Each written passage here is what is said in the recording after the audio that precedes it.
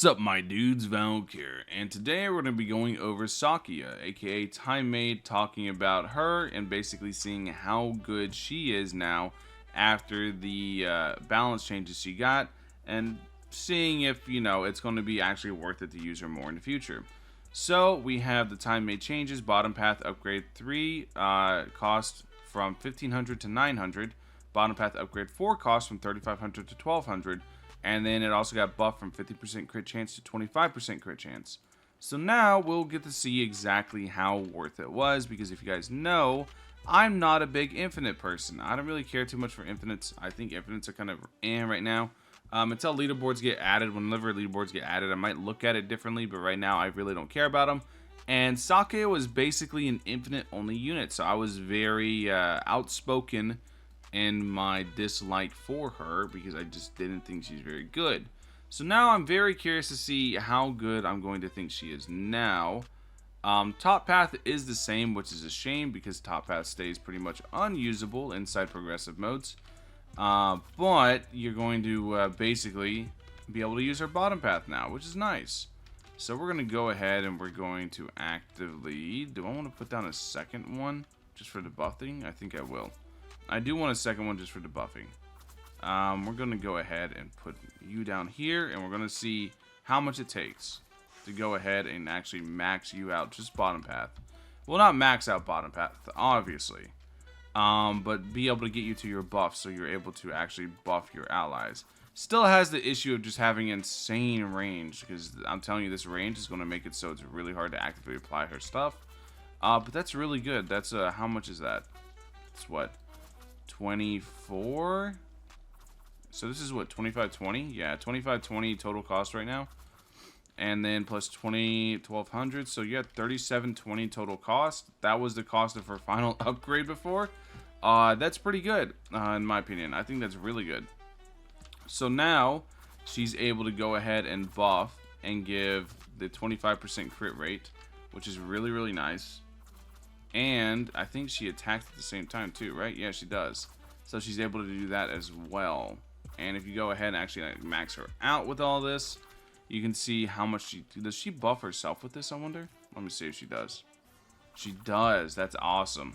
So because of that, she's able to give herself 63% crit rate and buff her own range like this. So now she's able to do this for cheap. 1530 now. And she's able to get to these stats.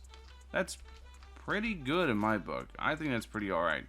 So now we're going to go ahead and just, like I said, replace her and just look at her top path and just see, like, exactly what all she can do. Yeah, that it's such like an investment to get into her top path that it's kind of rough, because the 2500 is no joke. That's a lot. But we're going to see if we can.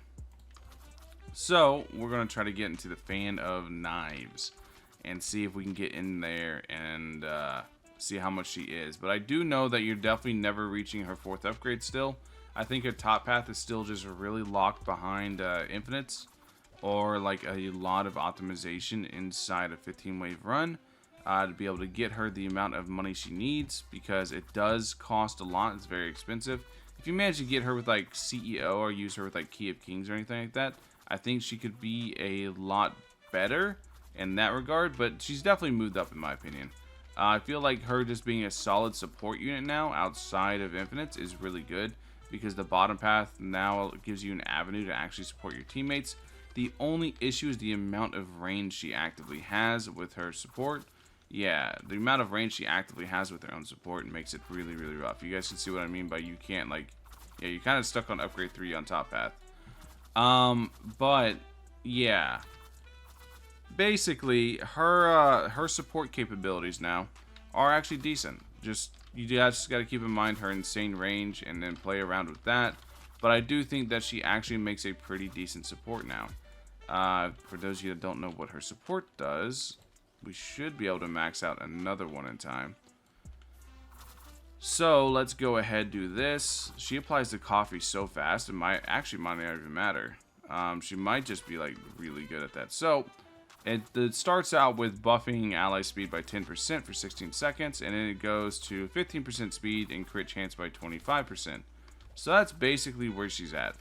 She, in my opinion, is pretty good now. I don't think she's anything like insane as well, but I think that this definitely helps her out to be used in different team compositions.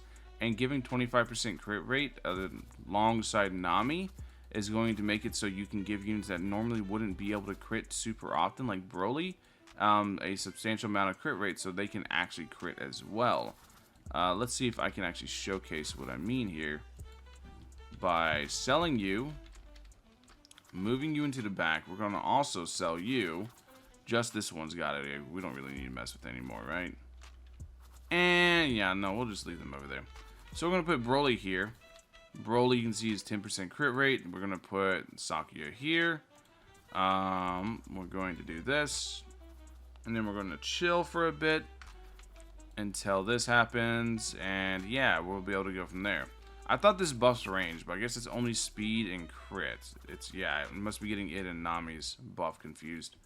So we're going to do this, and then one more, and then we're going to have a good option for Broly here. You guys can see Broly's speed went down, but yeah, we're going to get that crit rate up a little bit. Then you'll get to see how it interacts with Nami as well. Now, I do know Nami right now is kind of bugged because of Mythic Ascension, so that's something to just keep in mind whenever you see what I'm about to do. But yeah, and you guys can see what I mean about keep in mind with the insane range and what you have to do to pay attention to it. I actually think her range for her buff path is actually more of a downside than an upside personally. So we're gonna do this now. We're gonna go. I almost wanted to go bottom path because I was going bottom path on her. So this is gonna give me 20% crit chance as well as 10% range. So yeah, this is gonna be really, really damn good. So we're going to do this now, and you guys can see 28.1% crit rate on him now with both of the crit sources.